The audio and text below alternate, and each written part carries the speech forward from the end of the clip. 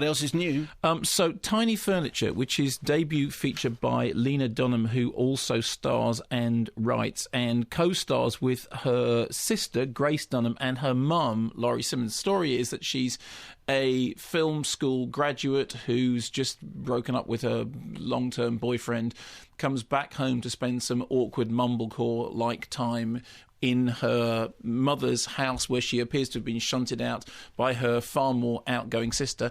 And it's one of those movies when it won a number of sort of film festival awards. It won the Independent Spirit Award for Best First Screenplay, nominated at the Gotham Awards for Breakthrough Director, Los Angeles Critics Association Award, won New Generation Award. And so it's young star, writer, director.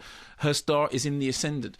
I spent the whole film torn between going one of two ways. On the one hand, it's great to see, a young writer, director doing something that's completely singular, doing something that's very much their own. It has, the central relationship between the three women in the film is, convincingly played and well done. And I think she looks like there is an interesting career ahead of her.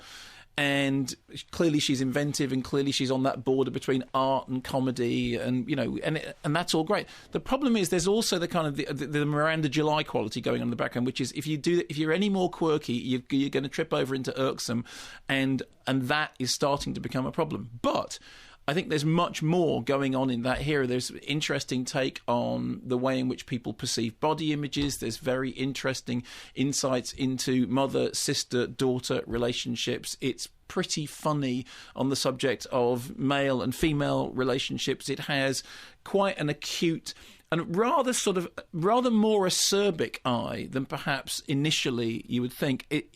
However, it will divide people. There's no way of going around this. I did spend a lot of the film thinking this could go either way. In the end, I decided to go with it and actually thought, OK, fine. In the way that Miranda July films, I haven't had that experience with them. I've just gone, I'm sorry, I'm being annoyed now.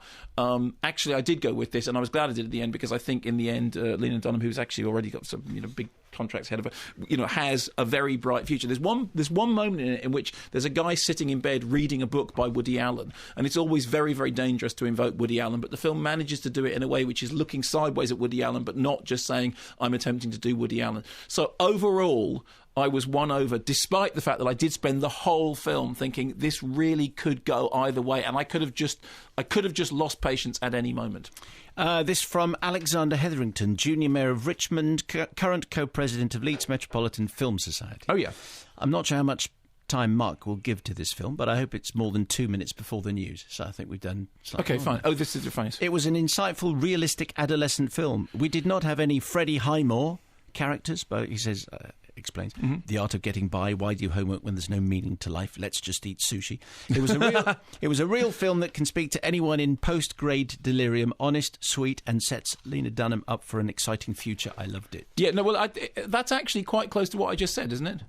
It's pretty good. I mean, it's slightly more wholeheartedly, But as I said, I think that comparison with Miranda